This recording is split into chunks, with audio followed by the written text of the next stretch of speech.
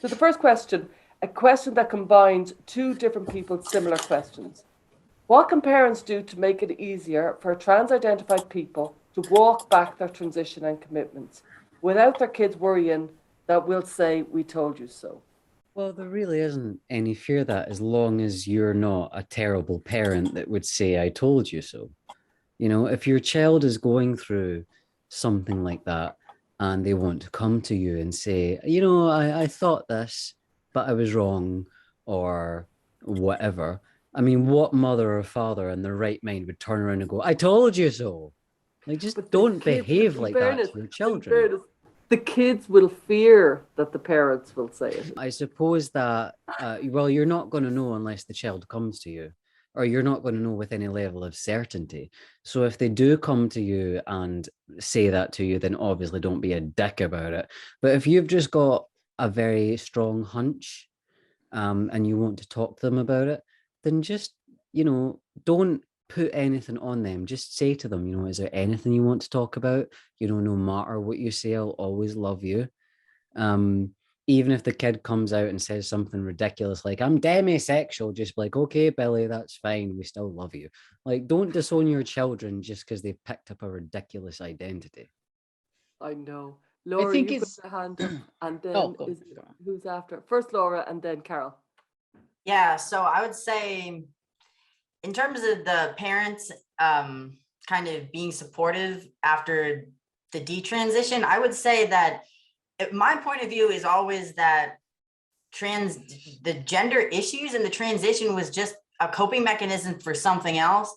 And basically, I will use this as an excuse to talk about the attachment issues some more, because all of these things, what they have in common is attachment issues, like basically just not being loved or understood properly by your caregivers or peers. Or if you're autistic, you're not relating to other people, you don't have role models, you don't have positive attachment figures.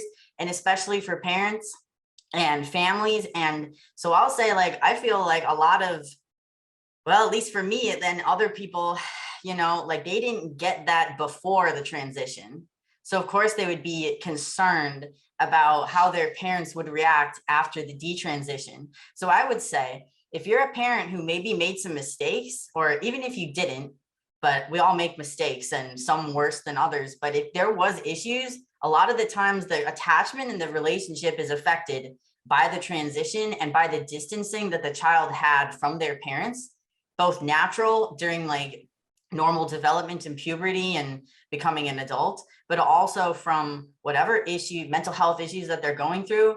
So I would say use this as an opportunity to not just talk about the gender issues and affirm the detrans. I don't want to say affirm, but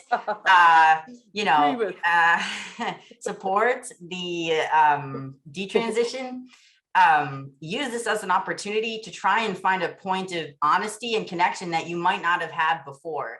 Because chances are that even if you don't know if anything is wrong, you probably still have sense that there's some distance going on between you and your child, and the child definitely senses it. And I do believe, and I don't think this is just my own bias, but I definitely believe that a lot of these issues come from not having proper attachments. So you'll be able to sort of kill two birds with one stone, or you'll be able to maybe help the initial issues that were present to begin with that were never addressed, which is why the transition might have even happened. So if you can address, you don't want to like love bomb the kid, right? You don't want to like just suddenly like go from like, oh, I'm gonna give you your space, I don't really understand this, or be dismissive of the gender stuff. You don't want to like turn a 180 and then suddenly go and be like, oh yeah, actually I want to be best friends and let's like do stuff together and whatever, if you're their parent.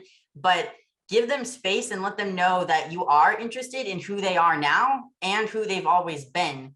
Don't rub it in their face that they used to be one way and should be that way again or whatever. But just try to use this as an opportunity to strengthen the relationship. I have talked to some parents who say that this is like optimistically a good thing that's happened to their family because it's brought them closer to their child and it's made them reflect on their own parenting and their own identities and role modeling and mentoring that they're doing for that kid, and made them sort of evolve in their own thinking about it and strengthen the bond. So that's what I would advise, like use this as an opportunity for support that extends far beyond the gender stuff to strengthen the relationship, because that's going to be the major thing that is going to help everybody involved. Yeah. That's a really lovely way to approach it. Really, really lovely. Carol, were you going to say something? No, I have nothing to add. Really? Yeah, she summed it up. I'll go to the next question and you might have something. It combines, again, two people's similar questions. What is the balance between the number of young lesbians who have internalized homophobia versus the number of young women who had experiences like Helena? Well, some might not like my answer.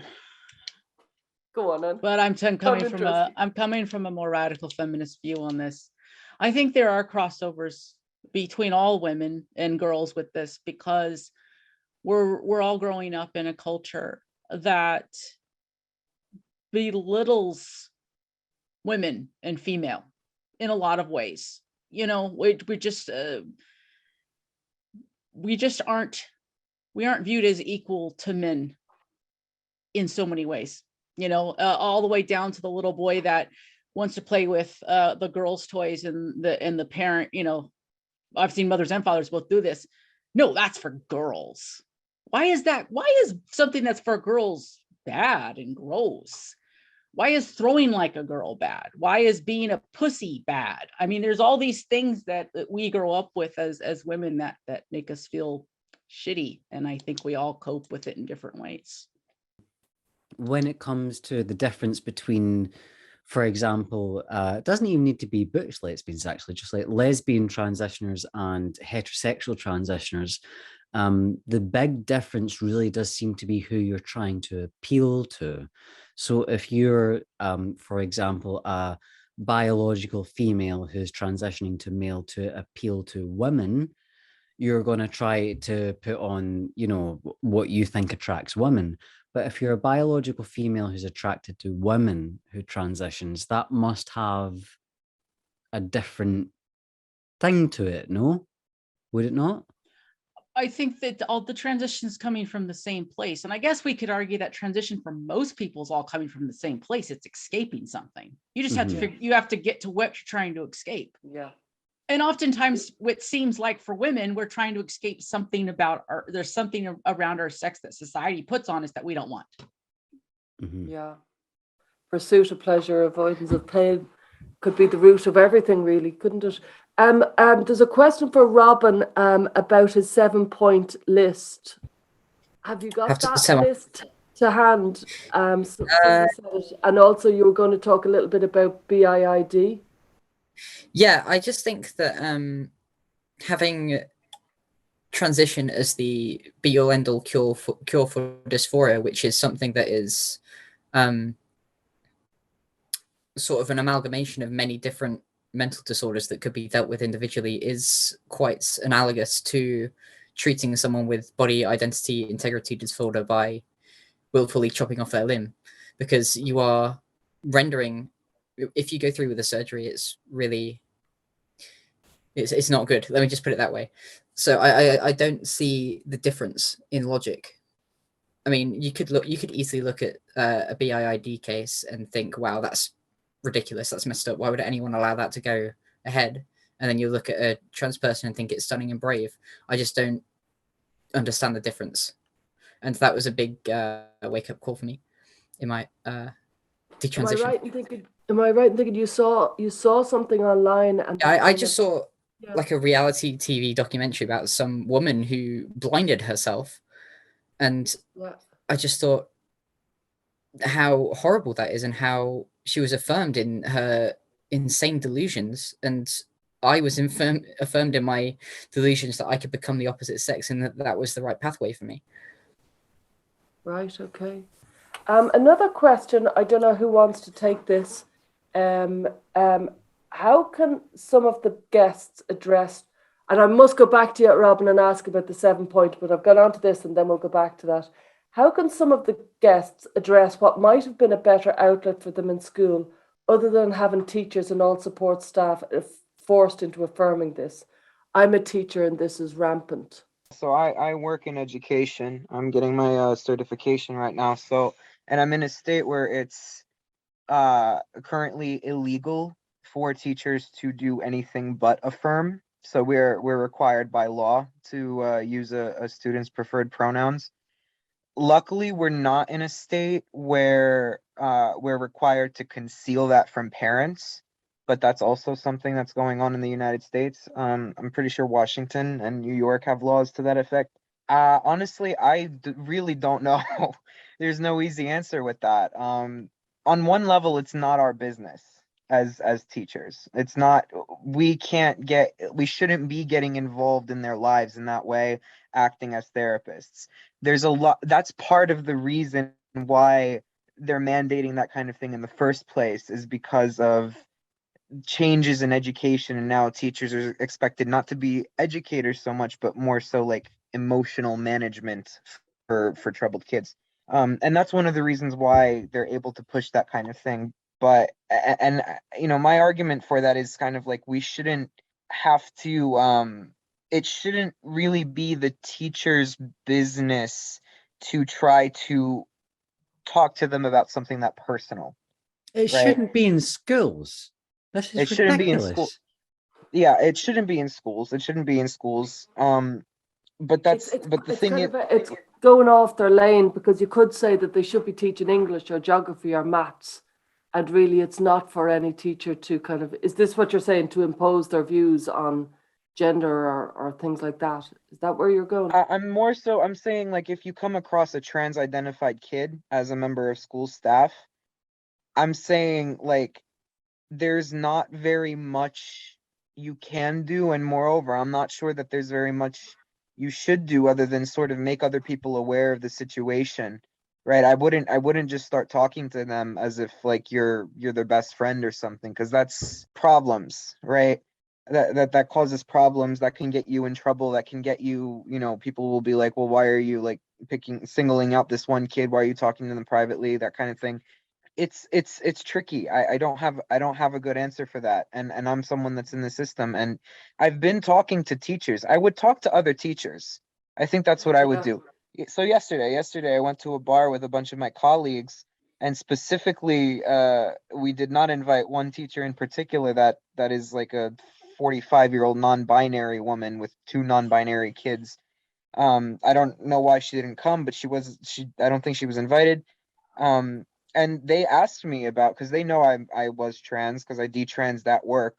So they asked me about it, and they were like, "What, you know, what's up with that? What's the deal? What's your perspective on that? Because it's kind of a hot button right now." And I just spoke to them honestly about it, and most of them were very receptive, because I think to most normal people for whom this is not like a huge plank in their life, they see it as child abuse, and rightfully so. So I think you'll be surprised if you talk to your colleagues, like maybe you guys can form sort of your own game plan for what to do if that were to happen, along with colleagues that you trust. I wouldn't go with just random people, you know, because of course there are those psychos that are in the schools that are listening all the time. I know I can't talk to certain administrators about it. I can't talk to the school therapist about it, because they would immediately say I'm not fit for the job, you know. Yeah.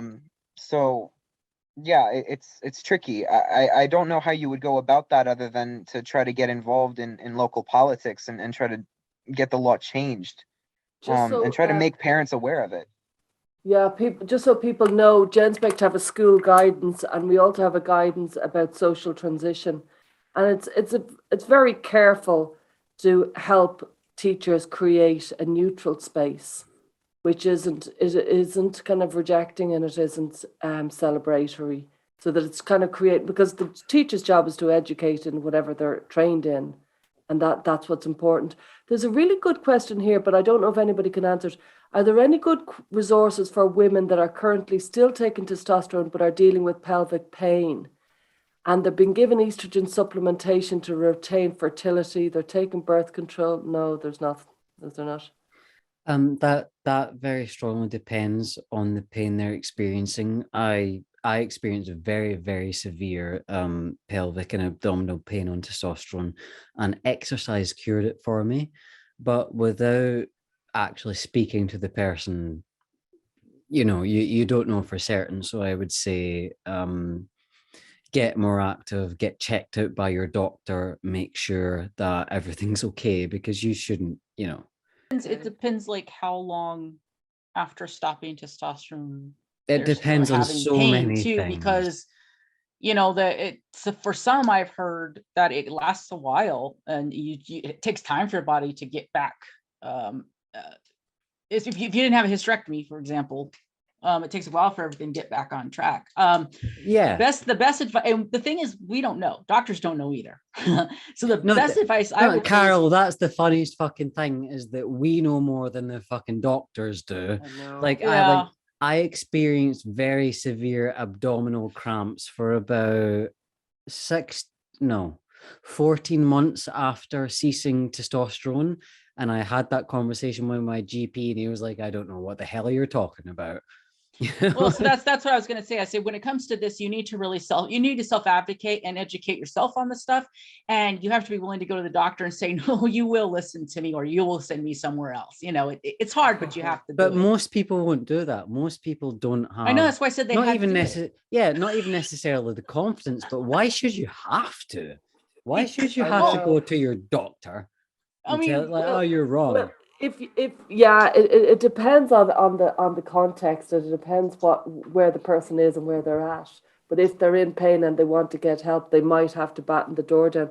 I want to ask one more question, and then we'll put on the Kira Bell interview. And I think this has gone on way longer, obviously, like 2 hours longer than it should Do you have. think, Stella? Sorry about that, but it was so riveting. I couldn't shorten it.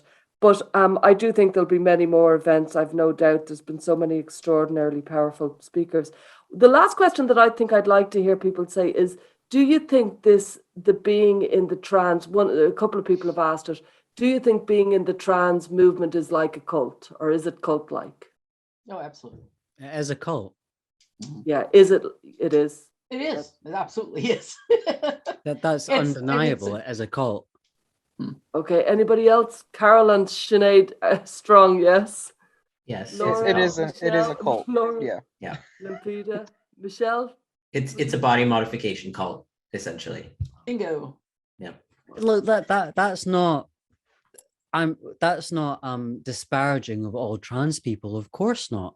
But the ideology itself, the idea that you must affirm, the idea that if you're 4 years old and you say you're the opposite sex, which means you are, the idea that you can simply claim to be something and automatically you are. Like, it's Yeah. not individual trans people. Individual trans people are wonderful and beautiful and amazing, and we don't give a shit about them because they're just getting on with their lives. Individual trans people aren't the problem. The ideology is everything, and it absolutely takes the form of a cult. Sans Okay. the iconic individual leader. It is. We could probably do a whole separate thing on this, which would be interesting, because it really does need Yeah. to be touched on. It does. Yes, and people fear it. Laura, you have your hand up there. Yeah, so I've long thought that the body modification and the trans ideology was a form of spirituality. Like, even if you get away from the cultish, like political or religious organizational parts of it, I think just this idea that you can reach this sort of trans joy, aka like enlightenment or transcendence. Like, what is transcendence, right? I have a podcast on it, but transcendence, you're working towards these higher level goals, which is exactly like the transition process is supposed to give you. So you're working on these different goals to reach enlightenment. So transition is seen as a process of transcendence. And the whole thing is a metaphor for spirituality, because young people have lost spirituality. And I don't even mean religion. They've lost that, but also like just spirituality itself, like being able to deal with these intense and heightened emotional and intellectual and physical and physiological communal tribal experiences. I really do think it's all about finding spirituality, and that it's all symbolic of misguided transcendence. I think you've got a really good point there. I think we're in a post-religious age, and it hasn't gone half as well as we thought it would. Religion left us, and I don't believe in any God, and yet I think we as a society are flailing.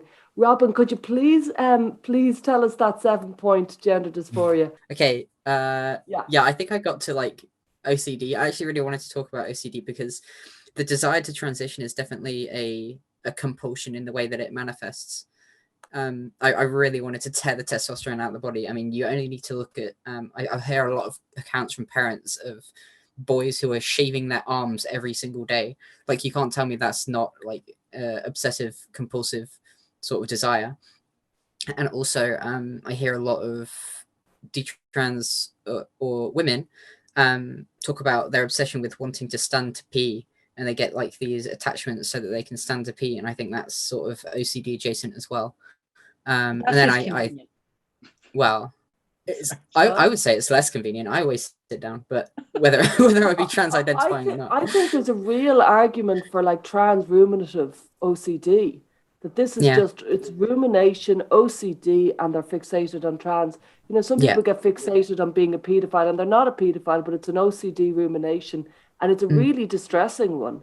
And it just feels incredibly like it in a very different way, and it's not the same thing, and I'm not, blah, blah. But the point is the rumination of a distressing point. Anyway, sorry, Robin, keep going. If you listen to any account of, or simplified account of gender dysphoria, like, oh, they see a different person, or they obsessively want to change some part of their body, like body dysmorphia it's just so obviously OCD in every sense of the word. And I have other OCD manifestations, like I have nightmares a lot and nightmare daydreams, and I always ruminate on the worst possible outcome of every situation, and it's pretty debilitating. And the same goes for gender dysphoria. So I have a great deal of sympathy for people who are suffering, but I just don't think that transition is the silver bullet. Okay, I think we better move on to Kira. I think I have to say a big thank you to everybody that contributed. Can I be really cheeky and ask if everyone else can say 1 or 2 sentences that they want the people listening to hear? Good idea. Very good. I really, really want the people who currently have within their abilities to do so, who are treating children. Doesn't need to be children. That's the most important part. You could be treating anyone of any age, but with the cash review and things like that, I really, really, really want people in the mental health field and the medical field to understand that everything that's happening right now, it's new. It's not set in stone. These children, they're a brand new demographic. Like, it used to be grown men, now it's little girls. This is experimental. You're not being kind and inclusive and all this bullshit. You're experimenting on children. And I just put ideology aside, everything. I don't care if you're pro-trans. I don't care if you're for trans. I don't care if you hate detransitioners. I don't care. Just understand that what's happening right now is resulting in an enormous number of young people seeking help at clinics. And I would beg that you would give them the neutral, clinical, appropriate care that they deserve. It's just distress, and it just needs to be treated. Anybody else who want to add a sentence or two? I'm going to go a different direction, but like my presentation was all about how the medical profession is failing detransitioners, of course. And I just wanted to stress that even though a lot of our advocacy has to do with what we're telling other people they have to do and seemingly putting the blame on everyone else, I just want to stress the fact that we do partially blame ourselves. Everyone here owns up to the fact that we had some agency in this, even if there were other things that happened as well. And I just think that people need to know that, because you don't see it. You don't see us taking responsibility for it, because that's something we all do privately.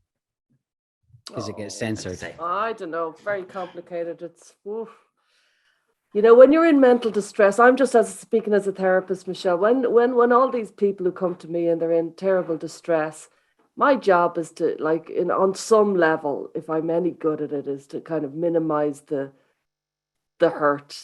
You know what I mean? On some level, I don't know. Man, I find it very hard to apportion blame on anybody except the professionals, if I'm honest. I'll be honest. Laura, you had your hands up there, but I might be wrong. Yes, I would like to say that again, because I always like to look just layers underneath. So what I want to say is that all of these issues, all of these like manifestations of mental disorders and mental illnesses and criteria for being trans and all these different reasons, they are all, you know, if you take kind of a larger, like a macro sort of lens, I obviously look at things microscopically, but if you take a macro lens, we are all exhibiting traits of the human condition. And I think a lot of this is due to dehumanization of these various things. Whether you're autistic, you feel dehumanized. ADHD, if you're a man, you feel dehumanized. If you're a woman, you feel dehumanized. A lesbian, you feel dehumanized. If you have trauma, you feel dehumanized. It's all about dehumanization. And I think the key to healing from any of these things and to self-acceptance is to understanding that these are all manifestations of the human condition. And once we forgive ourselves for being human and that these are all human traits and that we're not alone in them, especially within the very supportive detrans community, that's a huge thing that's helped me, just finding that I wasn't alone in this. And we can forgive yourself for just being human. And that's the key to moving on and then finding your own humanity and in the humanity of others. And then not to sound too hippie-ish, but like just love itself, I think is at the root again of all of this. You can call it attachment or insecure attachment to secure attachment, but I think love is at the root of all this. And if we have more love and compassion, and again, like humanity and humaneness towards our fellow people, I know all of us here do, but you know, just, I don't know, just more love would be nice. Yeah, that's beautiful. That is really beautiful. I remember being told, like, you know, if we could accept ourselves as a compassionate mess, it's, you know, it's enough to be getting along with, and I think it really is.